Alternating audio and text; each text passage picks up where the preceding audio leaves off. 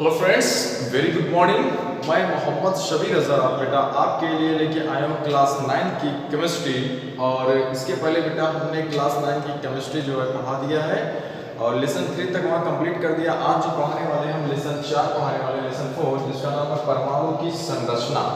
ठीक है ना। इसके पहले जो हमने पढ़ाया था परमाणु तथा अणु, परमाणु के बारे में हमने बता दिया था, अणु के बारे में बता दिया था। ठीक है ना, कि परमाणु क्या होता है, कैसे होता है। देखिए आज हम बात करेंगे उनकी संरचना के बारे में, यानी परमाणु में क्या क्या पाया जाता है, सारी चीज़ें की हम यहाँ पे डिस्कशन करेंगे। और साथ ही साथ देखेंगे कि बहुत सारे वैज्ञानिकों ने इस पर अपना अपना प्रस्ताव दिया है, उससे हम समझेंगे क्या क्या प्रस्ताव दिया गया। ठीक है बेटा, देखिए आप जाइएगा प्ले लिस्ट में और स्टडी 007 आप यूट्यूब पे जाइएगा और स्टडी 007 की प्लेलिस्ट में जाइएगा। वहाँ पे केमिस्ट्री जो पढ़ाएंगे बेटा सीरियल से, वहाँ पे सीरियल वाइज आपको सब मिल जाएगा। ठीक है ना, प्लेलिस्ट खोलिएगा, क्लास 9 की केमिस्ट्री देखना हो तो मिल जाएगी। और यहाँ क्लास 9 नहीं, 9, 10, 11, 12 जो भी आपको पढ़ना सब वहाँ पे उपलब्ध कराया गया। आप जाइएगा वहाँ प्लेलिस्ट में ढूंढ के आप पढ़ लीजिएगा। ठीक बेटा, चलिए मिलते हैं आज की हेडिंग में। देखिए सबसे पहले बात करते हैं कि परमाणु की संरचना, यानी परमाणु की संरचना मतलब परमाणु किस तरह से बना हुआ है।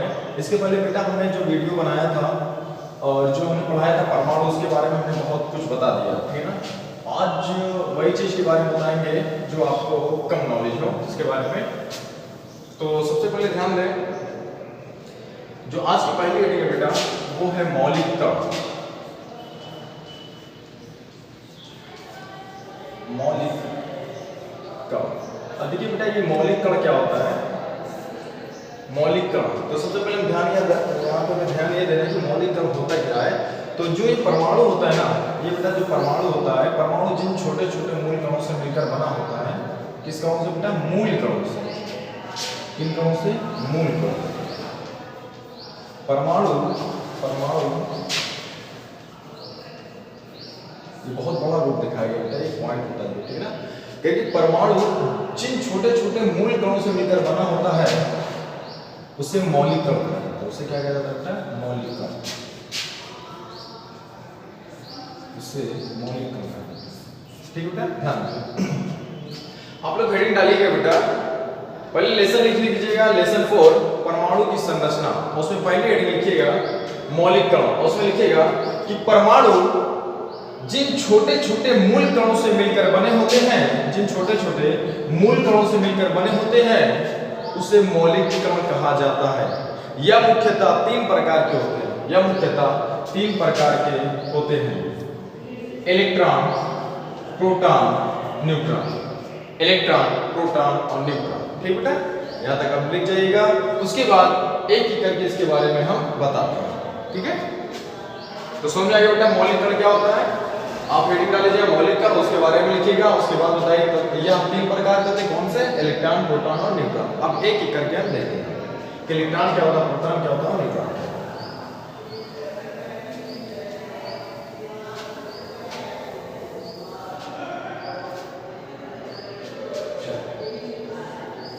इसमें पहली हेडिंग हो जाएगी बेटा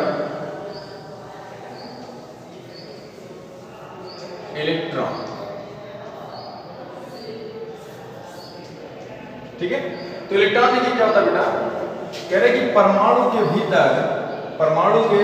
भीतर अत्यंत सूक्ष्म, परमाणु के भीतर अत्यंत सूक्ष्म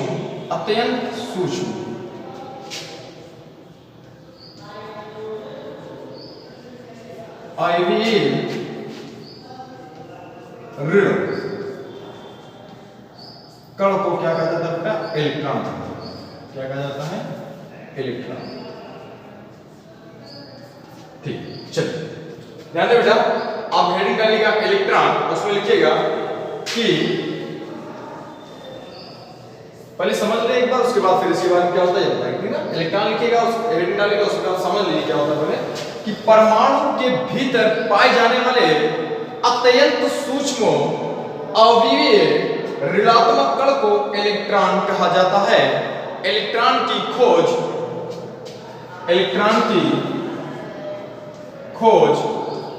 जे थॉमसन नामक वैज्ञानिक ने, जे थॉमसन, जे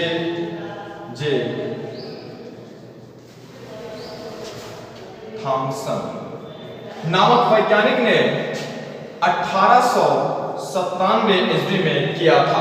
ठीक बेटा, लिखिएगा किस तरह से, आप हेडिंग डालिएगा इलेक्ट्रॉन, उसके बाद लिखिएगा कि परमाणु के भीतर पाए जाने वाले अत्यंत सूक्ष्म अवयवीय ऋणात्मक कण को इलेक्ट्रॉन कहा जाता है।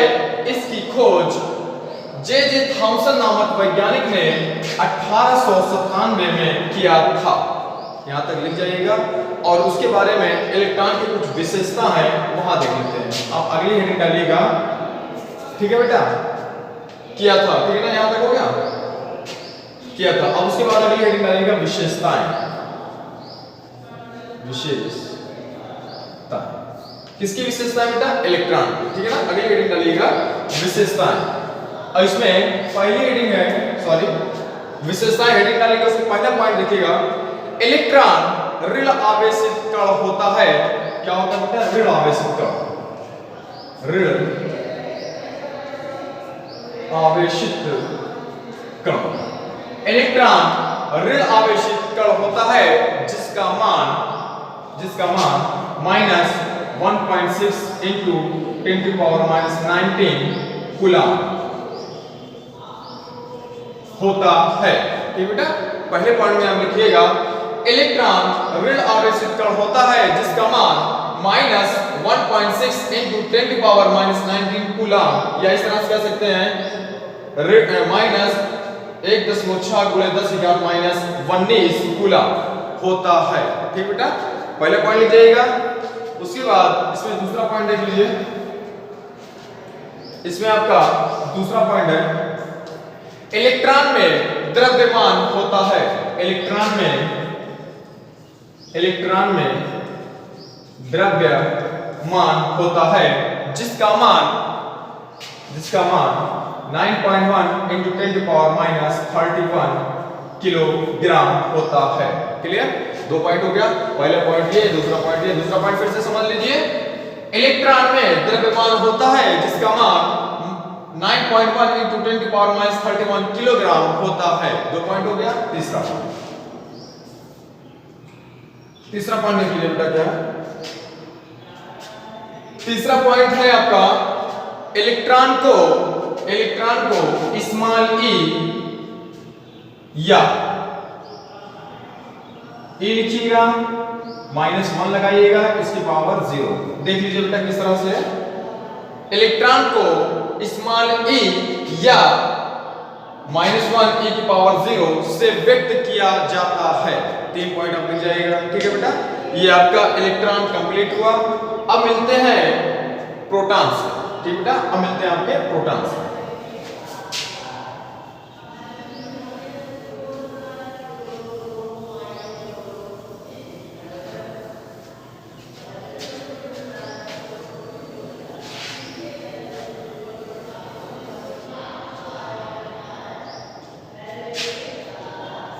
ये मौलिक कण के अंदर है बेटा, ठीक है, ये मौलिक कण के अंदर है। पॉइंट नंबर 2 में आपका प्रोटॉन। अब प्रोटॉन क्या होता है? फिर वही चीज है, सेम वही चीज है। कह रहे कि परमाणु के भीतर पाए जाने वाले अत्यंत सूक्ष्म अवयवीय धनात्मक कण को प्रोटॉन कहा जाता है। क्या कहा जाता है? प्रोटॉन। ठीक है, फिर से ध्यान दें, प्रोटॉन क्या होता है? हेडिंग डालिएगा, उसमें लिखिएगा कि परमाणु के भीतर पाए जाने वाले अत्यंत सूक्ष्म अवयवीय धनात्मक कण को प्रोटॉन कहा जाता है। इसकी खोज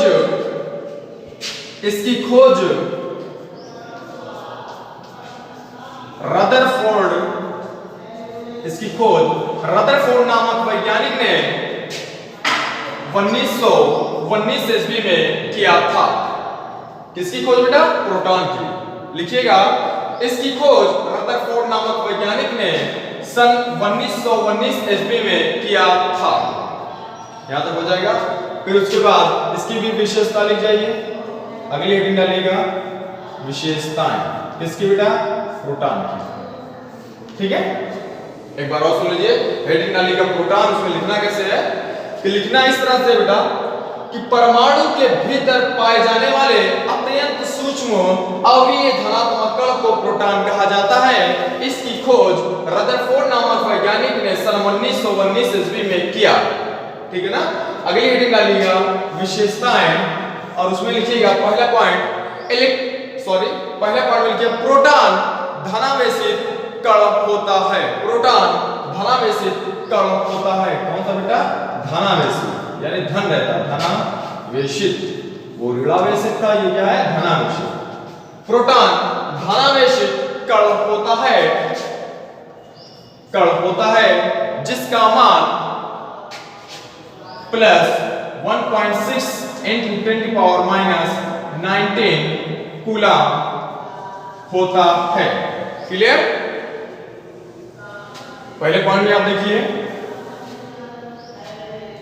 पहले पॉइंट में लिखिएगा प्रोटॉन धनावेशित कण होता है जिसका मान प्लस 1.6 × 10⁻⁻19 कूलम होता है। क्लियर? दूसरा पॉइंट देख लीजिए, प्रोटॉन में द्रव्यमान होता है। प्रोटॉन में द्रव्यमान होता है जिसका मान 1.67 × 10⁻⁻27 किलोग्राम होता है। क्लियर? प्रोटॉन में द्रव्यमान होता है जिसका मान 1.67 × 10⁻⁻27 किलोग्राम होता है। दो हो जाएगा। तीसरा देख लीजिए, प्रोटॉन को स्मॉल p या 1H1 से व्यक्त किया जाता है। क्लियर? प्रोटॉन को स्मॉल p या 1H1 से व्यक्त किया जाता है। एक बात ध्यान यहाँ पे दे बेटा, इतना लिखा है, उसके बाद ध्यान यहाँ पे दे कि ये जो p लिखा हुआ है ये इस तरह से भी मिल सकता है आपको। ठीक है ना? 1p1, ठीक है ना, या 1H1। तो आप जान जाइएगा क्या है, किसकी बात कर रहा है वो? प्रोटॉन। ठीक है बेटा? तो इलेक्ट्रॉन समझ में आ गया, प्रोटॉन समझ में आ गया। अब मिलते हैं आपसे न्यूट्रॉन में।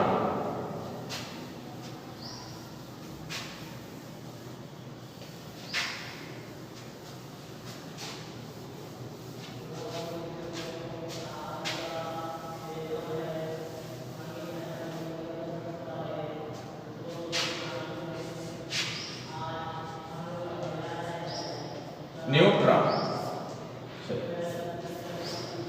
तो न्यूट्रॉन क्या होता है कि परमाणु के भीतर पाए जाने वाले अत्यंत सूक्ष्म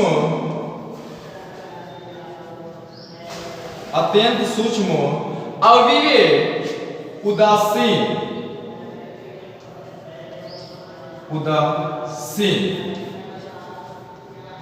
कण को न्यूट्रॉन कहा जाता है या कहते हैं। फिर से ध्यान दें कि परमाणु के भीतर, आप हेडिंग डालिएगा बेटा न्यूट्रॉन, उसमें लिखिएगा कि परमाणु के भीतर पाए जाने वाले अत्यंत सूक्ष्म अवयवीय उदासीन कण को न्यूट्रॉन कहते हैं। उदासीन का मतलब होता है बेटा जिस पर कोई आवेश ना हो, ना पॉजिटिव हो ना निगेटिव। ठीक ना? पहले वाले पे नेगेटिव था, दूसरे वाले पे पॉजिटिव था, इसमें क्या है? कोई आवेश नहीं, यानी आवेश की मात्रा 0, शून्य। ठीक है ना? उसे उदासीन कहते हैं। तो ध्यान दें कि परमाणु के भीतर पाए जाने वाले अत्यंत सूक्ष्म अवयवीय उदासीन कण को न्यूट्रॉन कहते हैं। इसकी खोज जेम्स चैंडविक नामक वैज्ञानिक ने, जेम्स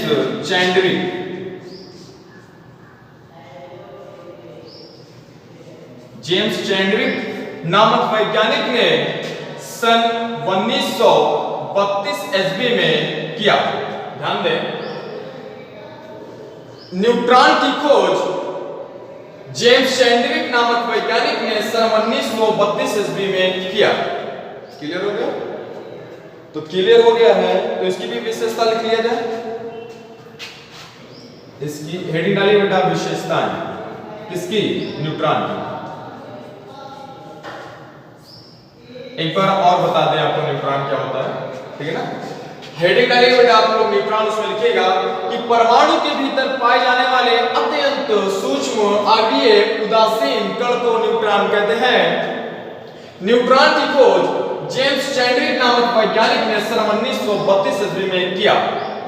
अगली हेडिंग डालिएगा विशेषताएं, और इसमें पहली विशेषता लिखिएगा, न्यूट्रॉन एक उदासीन कण होता है।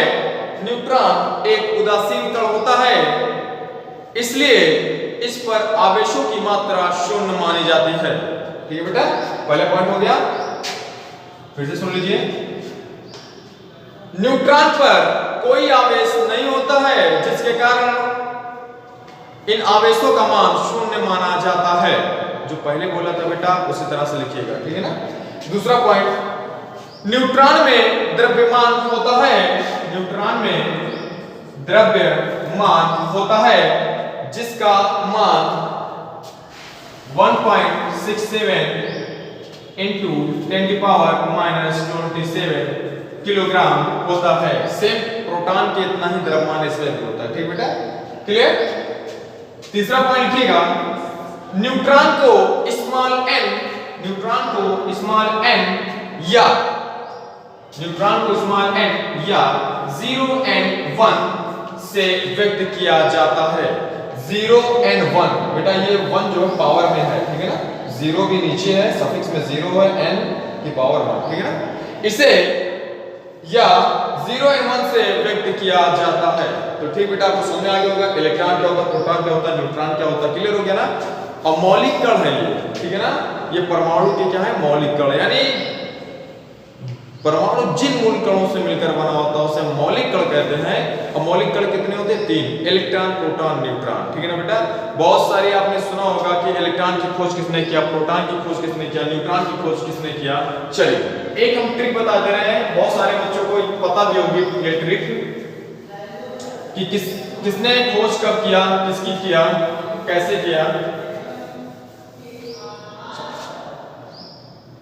तो ध्यान यहां पे दे बेटा, एक वर्ड होता है ई पर नचय, ठीक है बेटा, ईंट पर नचय। इससे हम, इसका मतलब क्या बेटा, ईंट पर नचय का मतलब होता है, ई से होता है बेटा आपका इलेक्ट्रॉन। इलेक्ट्रॉन की खोज किसने किया, जे टॉमसन, ठीक है ना। पी से होता है बेटा आपका प्रोटॉन। प्रोटॉन की खोज किसने किया, रास होता है रदरफोर्ड ने, ठीक है ना। एन से होता है बेटा न्यूट्रॉन। न्यूट्रॉन की खोज किसने किया, जेम्स चैडविक ने, ठीक बेटा। इसी तरह से ये कोड होता है, तो आप याद कर लीजिएगा इसको ताकि आपको याद करने में आसानी हो, ठीक है ना। सन देख लीजिए 1897, 1919, 1932, ठीक है। ये आपकी खोज करता हो गए, उनके सन देख लीजिए कितने कितने में है। अब बेटा हम पढ़ने वाले हैं डाल्टन का परमाणु सिद्धांत, ठीक बेटा, ये समझ आ गया होगा, उम्मीद करते हैं हम। चलिए, तो अब नेक्स्ट हेडिंग है आपकी डाल्टन का परमाणु सिद्धांत।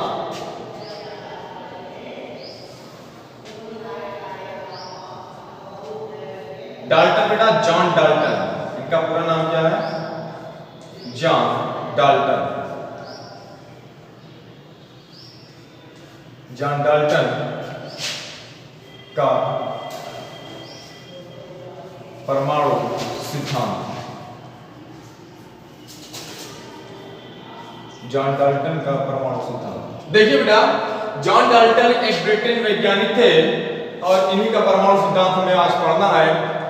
तो चलिए कुछ देख लेते हैं इनके बारे में थोड़ा बहुत। इन्होंने क्या कहा कि जो पदार्थ होते हैं ना, जो पदार्थ आपके होते हैं, पदार्थ का मतलब होता है जैसे आपका एक कागज का पेज हो गया, वो अभी आपका क्या बेटा पदार्थ है, यानी 3 अवस्थाओं में से एक अवस्था है। तो कह रहे हैं कि जो पदार्थ होते हैं वो परमाणुओं से मिलकर बने होते हैं, यानी छोटे छोटे मूल कणों से मिलकर बने होते हैं। उन्हीं के बारे में आज हम विवेचना करेंगे, डाल्टन का वही इनका सिद्धांत है, ठीक है ना। लेकिन किस तरह से, चलिए देख लिया जाए। तो जॉन डाल्टन एक वैज्ञानिक थे, कहां के बेटा, ब्रिटेन के, बस इतना याद रखिएगा, ब्रिटेन के वैज्ञानिक थे जॉन डाल्टन ने, और इन्होंने परमाणु सिद्धांत दिया था। कब दिया था ये भी देख ले,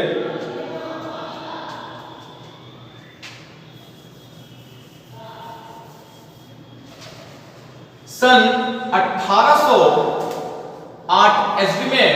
सन 1808 ईस्वी में जॉन डाल्टन नामक वैज्ञानिक ने जॉन डाल्टन नामक वैज्ञानिक ने पदार्थ में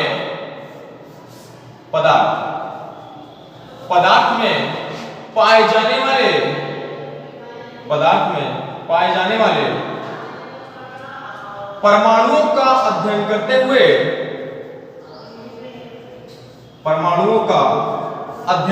हुए एक सिद्धांत प्रतिपादित किया।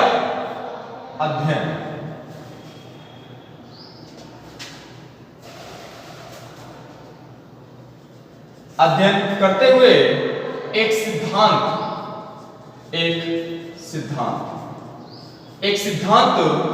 प्रतिपादित किया जिसे जॉन डाल्टन का परमाणु सिद्धांत कहते हैं। चलिए, ये आपका स्ट्रक्चर हो गया बेटा। ये स्ट्रक्चर है आपको समझाने के लिए, ना कि बनाने के लिए, ठीक है ना। तो आप ये स्ट्रक्चर देखिएगा और किस तरह से क्या बताया है इन्होंने और अपना परमाणु मॉडल क्या दिया है, परमाणु सिद्धांत क्या दिया, उसकी विवेचना हम करने जा रहे हैं। तो आप हेडिंग डालिएगा जॉन डाल्टन का परमाणु सिद्धांत, उसमें लिखिएगा कि सन 1808 ईस्वी में जॉन डाल्टन नामक वैज्ञानिक ने पदार्थ में पाए जाने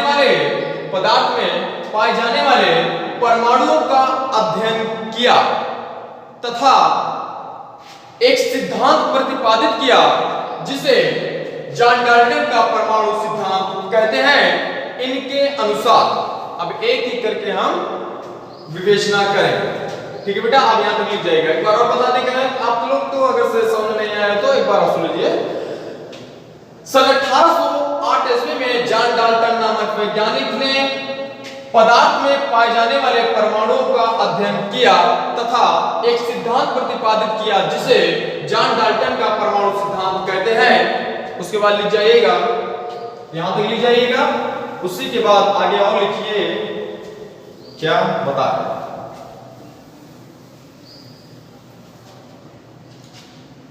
इनके अनुसार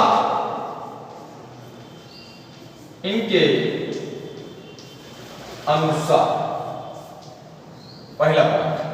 अब देखिए, जो भी बातें हम बता रहे हैं वो हम नहीं बता रहे, वो जॉन डाल्टन बता रहे हैं, ठीक है बेटा। जो भी बात बताई जाएगी यहाँ पे वो मैं नहीं, वो जॉन डाल्टन बता रहे हैं, ठीक है ना। इसीलिए लिखा गया इनके अनुसार। पहला पॉइंट है कि पदार्थ, पहले पॉइंट में लिखिएगा कि पता चले पर बना लेते हैं स्ट्रक्चर, समझ लेते हैं, उसके बाद एक एक पॉइंट करके लिख जाते हैं ना। पदार्थ छोटे छोटे मूल कणों से मिलकर बने होते हैं। छोटे छोटे मूल कणों से मिलकर बने होते हैं क्या? पदार्थ जो रासायनिक अभिक्रिया में भाग लेते हैं, जो रासायनिक अभिक्रिया में भाग लेते हैं, पार्टिसिपेट करते हैं। किसमें? Chemical reaction.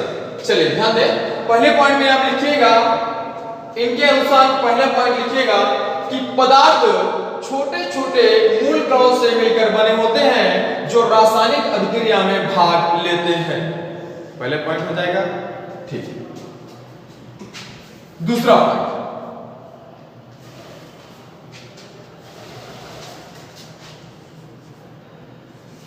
पॉइंट, बेटा, परमाणु तत्व का सूक्ष्म कण होता है। परमाणु क्या होता है बेटा? तत्व का, ये आपका तत्व है, कह रहे कि परमाणु तत्व का सूक्ष्म कण होता है जिसे विभाजित नहीं किया जा सकता है। विभाजित यानी तोड़ा नहीं जा सकता है, जिसे विभाजित नहीं किया जा सकता है तथा यह रासायनिक अभिक्रिया में अपरिवर्तित बना रहता है। तथा यह रासायनिक अभिक्रिया में अपरिवर्तित बना रहता है।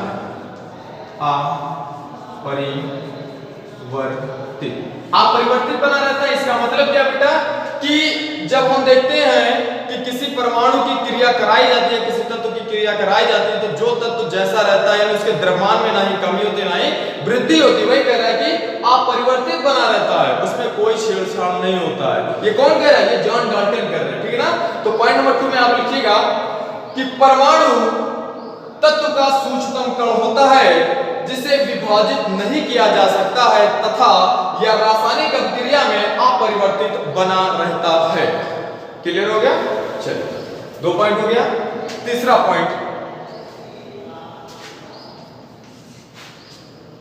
पॉइंट बेटा कि परमाणु को, इसको परमाणु को ना तो नष्ट किया जा सकता है और ना ही उत्पन्न किया जा सकता है। परमाणु को ना तो नष्ट किया जा सकता है और ना ही उत्पन्न किया जा सकता है। तीसरा पॉइंट इनके अनुसार में पॉइंट नंबर 3 लिखिएगा कि परमाणु को ना तो नष्ट किया जा सकता है और ना ही उत्पन्न किया जा सकता है। ठीक है, पॉइंट नंबर 4 देखिए। पॉइंट नंबर 4 कह रहा है कि एक ही तत्व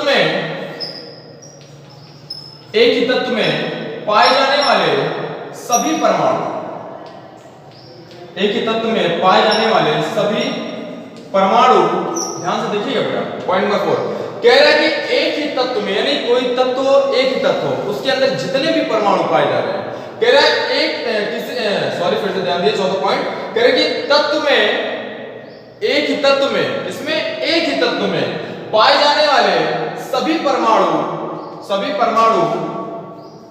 आकार में, द्रव्यमान में तथा रासायनिक गुण में एक दूसरे के समान होते हैं, तथा रासायनिक गुण में एक दूसरे के क्या होते हैं? समान। पॉइंट नंबर 4 फिर से ध्यान दीजिए। कह रहा है कि एक ही तत्व में पाए जाने वाले सभी परमाणु आकार में, द्रव्यमान में तथा रासायनिक गुण में एक दूसरे के समान होते हैं। क्लियर? ठीक। पॉइंट नंबर 5 देख लीजिए। पॉइंट नंबर 5 कह रहा है कि भिन्न भिन्न तत्वों में, कह रहा है कि भिन्न भिन्न तत्वों में पाए जाने वाले, भिन्न भिन्न तत्वों में पाए जाने वाले सभी परमाणु, भिन्न भिन्न तत्वों में पाए जाने वाले सभी परमाणु किसमें बेटा? भिन्न भिन्न तत्वों में, यानी अलग अलग भिन्न भिन्न तत्वों में पाए जाने वाले सभी परमाणु, भिन्न भिन्न तत्वों में पाए जाने वाले सभी परमाणु, ध्यान दीजिए बेटा। पॉइंट नंबर 5 कह रहे कि भिन्न भिन्न तत्वों में पाए जाने वाले सभी परमाणु आकार में, द्रव्यमान में तथा रासायनिक गुण में, आकार में, द्रव्यमान में तथा रासायनिक गुण में एक दूसरे से भिन्न भिन्न होते हैं, एक दूसरे से भिन्न भिन्न होते हैं, यानी अलग अलग होते हैं। ठीक बेटा, 1 मिनट देख ले, दिख रहा है कि नहीं?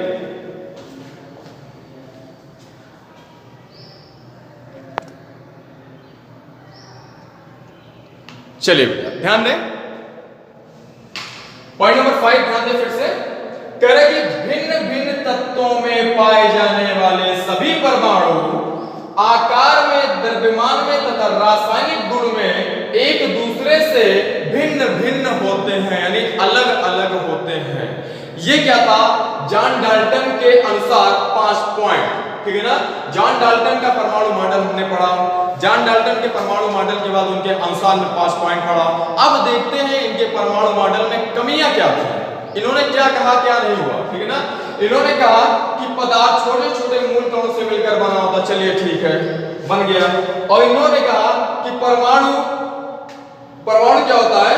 किसी तत्व का सूक्ष्मतम कण होता है जिसे विभाजित नहीं किया जा सकता। ठीक है ना?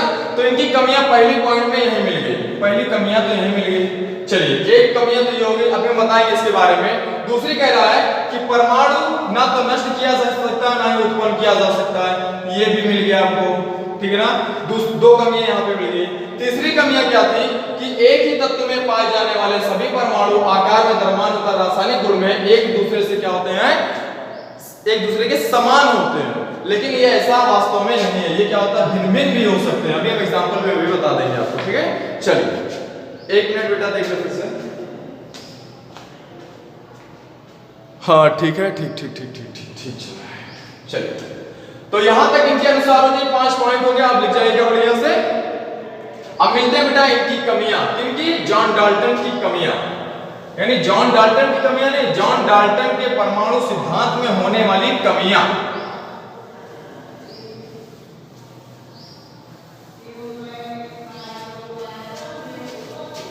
ठीक बेटा, ध्यान दें यहां पे। अगली हेडिंग डालिएगा कमियां। कमियां पहला, ठीक है ना। जॉन डाल्टन ने क्या बताया था? जॉन डाल्टन ने बताया बेटा कि परमाणु किसी तत्व का सूक्ष्मतम कण होता है जिसे विभाजित नहीं किया जा सकता, ठीक है ना। यानी क्या बताया था कि परमाणु, क्या बताया बेटा कि परमाणु किसी तत्व का सूक्ष्मतम कण होता है जिसे विभाजित नहीं किया जा सकता। यहां तक लिख जाइएगा। पहले पॉइंट में लिखिएगा, पहले पॉइंट में ऐसे लिखिएगा, डायरेक्ट लिखिएगा कि परमाणु किसी तत्व का सूक्ष्मतम कण होता है जिसे विभाजित नहीं किया जा सकता है, लेकिन आधुनिक खोज के अनुसार, आधुनिक खोज किसके अनुसार बेटा? आधुनिक खोज के अनुसार, ठीक है ना। लेकिन आधुनिक खोज के अनुसार परमाणु को विभाजित किया जा सकता है, जैसे उसके इलेक्ट्रॉन, प्रोटॉन और न्यूट्रॉन। ठीक बेटा, ये परमाणु के अंदर ही तो है, अगर इसे विभाजित नहीं किया जा सकता तो इसे कैसे पता चलना कि इलेक्ट्रॉन, प्रोटॉन और न्यूट्रॉन है, ठीक है ना। पहले पॉइंट में लिखिएगा कि परमाणु किसी तत्व का सूक्ष्मतम कण होता है जिसे विभाजित नहीं किया जा सकता है, लेकिन आधुनिक खोज के अनुसार परमाणु को विभाजित किया जा सकता है, अतः उसके 3 मूल कण होते हैं, 3 मौलिक कण होते हैं, इलेक्ट्रॉन, प्रोटॉन तथा न्यूट्रॉन। क्लियर हो गया? ठीक। पॉइंट नंबर 2 में लिख जाइएगा कि उन्होंने क्या कहा कि परमाणु को ना तो नष्ट किया जा सकता और ना ही उत्पन्न किया जा सकता है, ठीक है बेटा। तो यहाँ पे देख लेते हैं, लिखिएगा कि जॉन डाल्टन ने क्या कहा था कि परमाणु को ना तो नष्ट किया जा सकता है और ना ही उत्पन्न किया जा सकता है, ठीक है ना। तो नष्ट किया जा सकता है और ना ही उत्पन्न किया जा सकता है, लेकिन आधुनिक खोज के अनुसार परमाणु को विशेष परिस्थितियों में नष्ट करके दूसरे परमाणु में परिवर्तित किया जा सकता है, ठीक है ना बेटा। इस तरह से लिख जाएगा। लेकिन आधुनिक खोज के अनुसार परमाणु को नष्ट करके दूसरे रूप में परिवर्तित किया जा सकता है, ठीक बेटा। पॉइंट नंबर 3 में उन्होंने क्या कहा था कि एक ही तत्व में जितने भी परमाणु होते हैं, यानी एक ही तत्व में पाए जाने वाले सभी परमाणु आकार में, द्रव्यमान में तथा रासायनिक समान होते हैं। उन्होंने ऐसा कहा था, लेकिन यहाँ पे क्या था, उनकी ये बात गलत साबित हो गई। अब लिखिएगा पॉइंट नंबर 3 में कि एक ही तत्व में पाए जाने वाले सभी परमाणु आकार में, द्रव्यमान में, रासायनिक गुण में क्या है, एक दूसरे के समान है। लेकिन आधुनिक खोज के अनुसार एक ही परमाणु में, एक ही तत्व में पाए जाने वाले परमाणु आकार में, द्रव्यमान में तथा रासायनिक गुण में समान न होकर भिन्न भिन्न भी हो सकते हैं, ऐसा लिखिएगा, ठीक बेटा। चलिए, ये आपके जॉन डाल्टन के परमाणु मॉडल थे और उनकी होने वाली कमियां थी, ये हमने बता दिया। अब हम बात करेंगे आपसे जे थॉम्सन का परमाणु मॉडल या तरबूज मॉडल।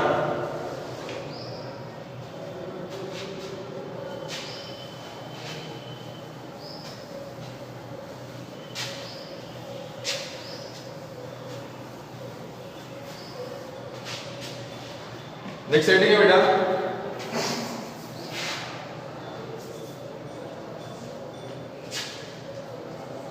जे थॉम्सन का परमाणु मॉडल या तरबूज मॉडल या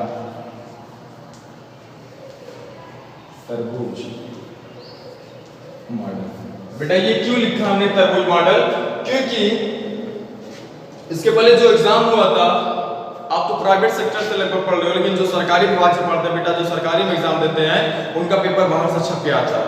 तो वहां पे आ गया था कि जे थॉमसन का तरबूज मॉडल लिखिए। अब जब बच्चों ने कभी नाम ही नहीं सुना तो वो क्या लिखेंगे, ठीक है ना। इसलिए हमने यहाँ पे इंडिकेट कर दिया बेटा कि जो जे थॉमसन का परमाणु मॉडल है वही तरबूज मॉडल है, ठीक है ना। तो चलिए देख लिया जाए। तो जे थॉमसन का परमाणु मॉडल क्या कहता है, क्या कहता है कि जे थॉमसन क्या कहते हैं अपने परमाणु मॉडल के आधार पर। तो उन्होंने बताया कि जो ये परमाणु होता है, ये जो बेटा परमाणु होता है, देखिए सर्किल इस तरह से बनाइएगा आप लोग, ये स्ट्रक्चर आपको बनाना है। ये जो परमाणु होता है ये धनावेशित गोला होता है। क्या होता है बेटा, धनावेशित गोला होता है, धनावेशित। इसका मतलब क्या बेटा, ये पूरा परमाणु जो होता है वो धनावेशित गोला होता है, यानी इसमें धन आवेश पाया जाता है, ठीक है ना, वही इनका नाम है। कि परमाणु, ये जो परमाणु है, परमाणु एक धनावेशित गोला होता है। क्या होता है बेटा, गोला। परमाणु धनावेशित गोला होता है जिसमें इलेक्ट्रॉन जगह जगह धसे रहते हैं, जिसमें इलेक्ट्रॉन जगह जगह क्या होते हैं बेटा, धसे रहते हैं, ठीक है ना बेटा। उन्होंने ये नहीं कहा कि घूमते रहते हैं, उन्होंने कहा कि इलेक्ट्रॉन जगह जगह क्या होते हैं, धसे रहते हैं, फिक्स रहते हैं, स्थिर रहते हैं, ठीक है ना। अभी तो हम ये मॉडल बना रहे हैं, अभी उसके बारे में दोबारा से बताएंगे अच्छे से कि किस तरह से आपको लिखना है, ठीक बेटा। ये आपका परमाणु है, ये क्या बेटा आपका परमाणु है, और परमाणु ये क्या है, धनावेशित गोला है, और ये आपका क्या बेटा, इलेक्ट्रॉन,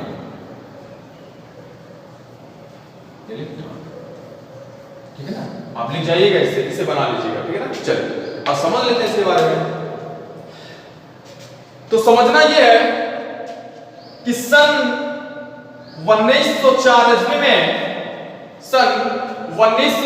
में जे थॉमसन नामक वैज्ञानिक ने परमाणु के आधार पर एक मॉडल प्रस्तुत किया जिसे जे थॉमसन का परमाणु मॉडल कहते हैं, ठीक बेटा। फिर से ध्यान दें कि सन 1904 में जे थॉमसन नामक वैज्ञानिक ने परमाणु के आधार पर एक मॉडल प्रस्तुत किया जिसे जे थॉमसन का परमाणु मॉडल कहते हैं।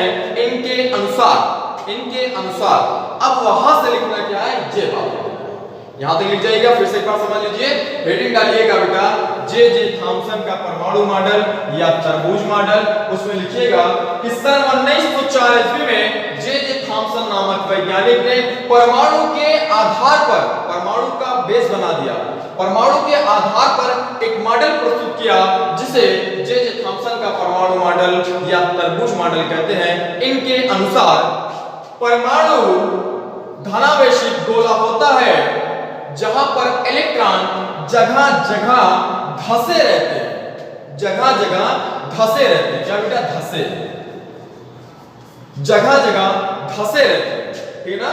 तथा ऋण आवेशों की संख्या या तथा धन आवेशों की संख्या, धन आवेशों की संख्या, ऋण आवेशों की संख्या आपस में बराबर होती है, ठीक बेटा। कह रहा तथा धन आवेशों की संख्या, ऋण आवेशों की संख्या आपस में बराबर रहती है, जिसके कारण यह एक दूसरे से क्रिया करके परमाणु को, ये जो परमाणु है, इस परमाणु को विद्युत उदासीन बना देते हैं। क्या बना देते हैं, विद्युत उदासीन। ये था बेटा इनका परमाणु, ठीक है ना, विद्युत उदासीन बनाते। अभी देखो तरबूज की हमने कहीं बात ही नहीं की, तरबूज का हमने कहीं बात ही नहीं की, है ना। उसके बाद हम बताएंगे, पहले इतनी चीज आप समझ लें, उसके बाद, ठीक है ना। चलिए हेडिंग डाल लीजिएगा ये, उसके बाद जो मॉडल की परिभाषा बताए वो लिखिएगा। उसके बाद लिखिएगा इनके अनुसार परमाणु धनावेशित गोला होता है जिसमें इलेक्ट्रॉन जगह जगह धसे रहते हैं तथा धन आवेशों की संख्या, ऋण आवेशों की संख्या आपस में समान होती है, जो एक दूसरे से क्रिया करके परमाणु को विद्युत उदासीन बना देती है, ठीक है ना। जो एक दूसरे से क्रिया करके परमाणु को विद्युत उदासीन बना देते हैं या बना देती है। ठीक बेटा, यहां तक लिख जाइएगा। उसके बाद लिखिएगा, देखिए जो परमाणु होता ना, एक तरबूज लिया, ठीक है ना, तरबूज का ऊपर वाला भाग, तरबूज का आधा भाग काट दिया। जैसे हमने तरबूज का आधा भाग काटा तो इस तरह से दिखेगा। ये जो लाल वाला पोर्शन होता है बेटा, जो लाल वाला पोर्शन होता है, उसी पोर्शन को धनावेशित उन्होंने कहा। ये जो लाल लाल बूंदा टाइप होता है, जो लाल लाल रहता है बेटा, ये लाल वाले को क्या कहा उन्होंने? धनावेशित भाग कहा। लाल वाले को धनावेशित भाग कहा। और ये जो माइनस माइनस माइनस दिखा है, ये जो बीज यानी जो बिया रहता है, उसको उन्होंने इलेक्ट्रॉन कहा। ठीक है ना। उसके बाद लिखिएगा उसमें कि जे थॉमसन ने एक तरबूज लिया, उस तरबूज के आधे भाग को काट दिया तथा जो रेड वाला, जो लाल वाला भाग रहता है, उसे उन्होंने धनावेशित कहा है तथा उसकी बिया को, उसकी बीज को, उसकी शीट को उन्होंने इलेक्ट्रॉन का दर्जा दिया है। और इसी को हमने तरबूज मॉडल का नाम दिया। ठीक है ना बेटा, फिर से ध्यान दें, यहां तक तो आप लिख जाइएगा।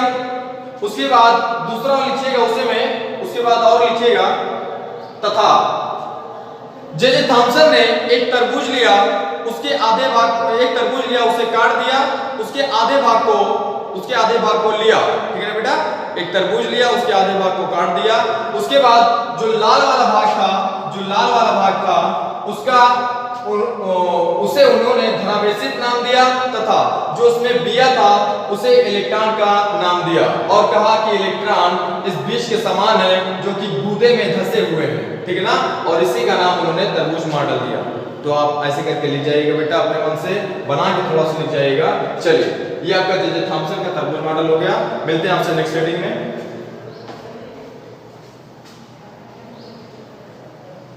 ये बेटा, ये वाला स्ट्रक्चर जरूर आप बना लीजिएगा, ये वाला स्ट्रक्चर आप बना लीजिएगा। ठीक है ना बेटा, ये आप नहीं लिखिएगा तो भी चलेगा, ध्यान से। ठीक बेटा, ये आप बना लीजिए। ठीक है, अब मिलते हैं आपसे रदरफोर्ड का परमाणु मॉडल। और रदरफोर्ड ने क्या क्या कहा है उसे देख लिया जाए।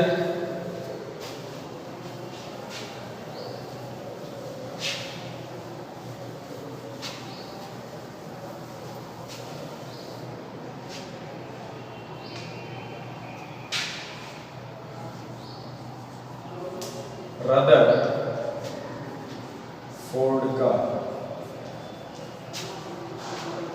परमाणु मॉडल, हेडिंग डालिए बेटा, रदरफोर्ड का परमाणु मॉडल। ठीक है ना, इसमें लिखिएगा कि सन 1911 ईस्वी में रदरफोर्ड नामक वैज्ञानिक ने परमाणु के आधार पर एक मॉडल प्रस्तुत किया जिसे रदरफोर्ड का परमाणु मॉडल कहते हैं। फिर से ध्यान दें, आप हेडिंग डालिएगा रदरफोर्ड का परमाणु मॉडल, उसमें लिखिएगा कि सन 1911 ईस्वी में रदरफोर्ड नामक वैज्ञानिक ने परमाणु के आधार पर एक मॉडल प्रस्तुत किया जिसे रदरफोर्ड का परमाणु मॉडल कहते हैं। इनके अनुसार, या यहां तक हो जाएगा ना, उसके बाद लिखिएगा, यहां तक ले जाइएगा। उसके बाद देखते हैं, ये वाला स्ट्रक्चर आपको बनाना है बेटा, ये वाला स्ट्रक्चर बनाना।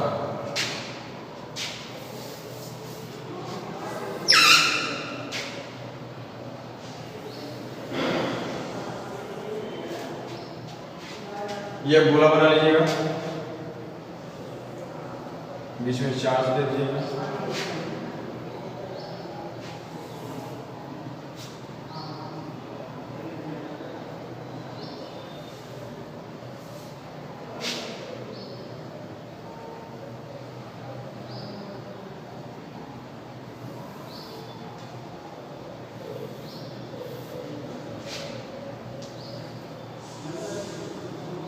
ये बेटा, ये एरो इधर से जा रही है, सीधा निकल जा रही है। ठीक है ना, ये एरो इधर से जा रही है, यहां से क्या हो रहा है बेटा, विचलित हो जा रही है, यानी अपने मार्ग से हट जा रही है। और ये एरो ऐसे जा रही है, फिर वापस ऐसे आ रही है, यानी अपने मार्ग में ही वापस आ जाती है। ठीक है ना, ये वाली क्या हो गई, विचलित हो गई, यहां से निकल रही है ना। ये वाली क्या हो गई, यहां से गई, यहां से पूरा साफ साफ निकल, और यहां पे अल्फा का। ठीक, ये आपका परमाणु, ठीक है। चलिए समझे थे? तो ध्यान यहाँ पे ये देना बेटा, जहां तक हमने बताया वहां तक आप लिख जाइएगा। उसके बाद लिखिएगा कि रदरफोर्ड ने हल्के परमाणु पर, हल्का परमाणु वजन से कम, ठीक है ना, कि रदरफोर्ड ने हल्के परमाणु पर तीव्रगामी अल्फा कणों की बौछार किया। याद रखिए बेटा, ये जो अल्फा कण है ना, अल्फा कण, अल्फा अल्फा अल्फा, ठीक है ना बेटा। अल्फा पे पॉजिटिव चार्ज होता है। कौन सा चार्ज होता है? पॉजिटिव, ठीक है ना बेटा। फिर से ध्यान दें कि रदरफोर्ड नामक वैज्ञानिक ने हल्के परमाणु पर तीव्रगामी यानी तेज चलने वाले हल्के परमाणु पर तीव्रगामी अल्फा कणों की बौछार किया, तो देखा कि कुछ किरणें सीधी रेखा में निकल जाती हैं, कुछ किरणें सीधी रेखा में निकल जाती हैं तथा कुछ किरणें अपने ही मार्ग से विचलित हो जाती हैं तथा कुछ किरणें अपने मार्ग में वापस आ जाती हैं, ठीक है ना। फिर से ध्यान दें कि रदरफोर्ड नामक वैज्ञानिक ने हल्के परमाणु पर तीव्रगामी अल्फा कणों की बौछार किया, तो देखा कि कुछ किरणें सीधी रेखा में निकल जाती हैं, कुछ किरणें अपने मार्ग से विचलित हो जाती हैं, कुछ किरणें अपने ही मार्ग में वापस आ जाती हैं, ठीक है। उसके बाद लिखिएगा इनके अनुसार,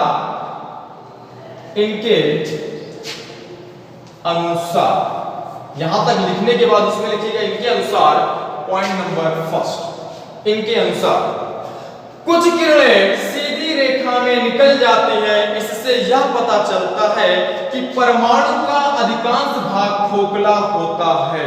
अधिकांश का मतलब क्या होता है बेटा? अधिकांश यानी आधे से ज्यादा, यानी आधे से ज्यादा भाग परमाणु का क्या होता है? खोखला होता है, ठीक है ना। फिर से ध्यान दें, कुछ किरणें, पहले पॉइंट में लिखिएगा, कुछ किरणें सीधी रेखा में निकल जाती हैं, इससे यह पता चलता है कि परमाणु का अधिकांश भाग क्या होता है बेटा? खोखला होता है। अधिकांश भाग खोखला होता है जहां पर वृत्तीय कक्षाएं बनी होती हैं, जहां पर वृत्तीय कक्षाएं बनी होती हैं। फिर से ध्यान दें बेटा, जहां पर वृत्तीय कक्षाएं बनी होती हैं, जहां इलेक्ट्रॉन घूमते रहते हैं, जहां इलेक्ट्रॉन घूमते रहते हैं, ठीक बेटा, जहां इलेक्ट्रॉन घूमते रहते हैं, ठीक है। इनके अनुसार, पहले पॉइंट में लिखिएगा बेटा, इनके अनुसार कुछ किरणें सीधी रेखा में निकल जाती हैं, इससे यह पता चलता है कि परमाणु का अधिकांश भाग खोखला होता है, जहां वृत्तीय कक्षाएं, कौन सी कक्षाएं बेटा? वृत्तीय, जहां वृत्तीय कक्षाएं बनी होती हैं, जहां पर इलेक्ट्रॉन घूमते रहते हैं। पहला पॉइंट हो गया। दूसरे पॉइंट में लिख जाइएगा, कुछ किरणें अपने मार्ग से विचलित हो जाती हैं तथा कुछ किरणें अपने ही मार्ग में वापस लौट आती हैं। दूसरे पॉइंट में लिखिएगा, कुछ किरणें अपने मार्ग से विचलित हो जाती हैं तथा कुछ किरणें अपने ही मार्ग में वापस लौट आती हैं। इससे यह पता चलता है कि परमाणु के भीतर कोई धनात्मक पिंड है, परमाणु के भीतर कोई धनात्मक पिंड है, जिसका नाम उन्होंने नाभिक रखा, जिसका नाम उन्होंने नाभिक रखा। क्लियर? दूसरा पॉइंट याद रख लीजिएगा। तीसरा पॉइंट, तीसरा पॉइंट, नाभिक की संरचना, नाभिक की, ये बेटा जो बीच में नाभिक पाया जाता है ना, इसके अंदर न्यूट्रॉन और प्रोटॉन पाए जाते हैं और इलेक्ट्रॉन इस परमाणु के चारों तरफ पाए जाते हैं, ठीक बेटा। नाभिक के अंदर विशेषकर न्यूट्रॉन और प्रोटॉन पाए जाते हैं, ठीक है। उसके बाद लिखिएगा तीसरा पॉइंट कि नाभिक के अंदर न्यूट्रॉन व प्रोटॉन पाए जाते हैं, ठीक है ना, न्यूट्रॉन व प्रोटॉन पाए जाते हैं। नाभिक का संपूर्ण भार, नाभिक का संपूर्ण भार, नाभिक का संपूर्ण भार, नाभिक में सॉरी तीसरे पॉइंट में बेटा आप लिखिएगा कि नाभिक में न्यूट्रॉन व प्रोटॉन पाए जाते हैं, ठीक है ना, नाभिक में न्यूट्रॉन व प्रोटॉन पाए जाते हैं तथा परमाणु का संपूर्ण भार, किसका बेटा? परमाणु का, परमाणु का संपूर्ण भार नाभिक में निहित होता है। ऐसे लिखिएगा कि परमाणु का संपूर्ण भार नाभिक में निहित होता है। अतः परमाणु का भार, तथा परमाणु का भार न्यूट्रॉनों तथा प्रोटॉनों के भार के योग के बराबर होता है। न्यूट्रॉनों तथा प्रोटॉनों के भार के योग के बराबर होता है। ये बेटा आप लिख जाएगा W बराबर M प्लस V। इसके पहले चैप्टर में हमने ये पढ़ाया था, ठीक है, यहाँ तक आप नोट कर जाइएगा। अब देखिए ये तो इनके अनुसार हो गया है ना, अब इनकी जो कमियां थी वो हम देख लें, वो हम देख लें, ठीक है ना। अगली हेडिंग डालिए बेटा कमियां, अगली हेडिंग डालिएगा कमियां। उसमें पहली हेडिंग डालिए, उसमें पहला लिखिएगा कमियां, कमियां में पहला लिखिएगा कि रदरफोर्ड के अनुसार क्या था, रदरफोर्ड के अनुसार कि इलेक्ट्रॉन चारों तरफ क्या होते हैं, घूमते रहते हैं। ये तो कहा था ना कि वृत्तीय कक्षाएं बनी होती है, इलेक्ट्रॉन क्या होते हैं, चारों तरफ घूमते रहते हैं। चलिए हेडिंग डालिएगा कमियां, उसमें लिखिएगा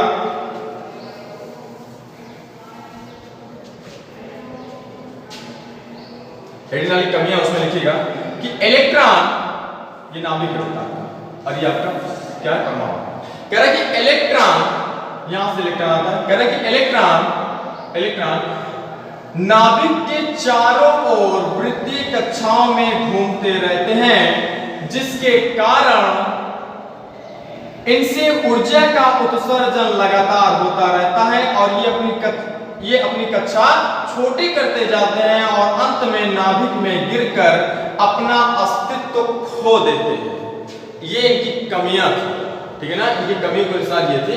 फिर से ध्यान दें, इनकी कमियां में पहला लिखिएगा कि इलेक्ट्रॉन नाभिक के चारों ओर वृत्तीय कक्षाओं में घूमते रहते हैं, जिसके कारण इलेक्ट्रॉन से ऊर्जा का उत्सर्जन लगातार होता रहता है तथा ये अपनी कक्षा छोटी करते जाते हैं और अंत में नाभिक में गिरकर अपना अस्तित्व खो देते हैं, अपना अस्तित्व खो देते हैं।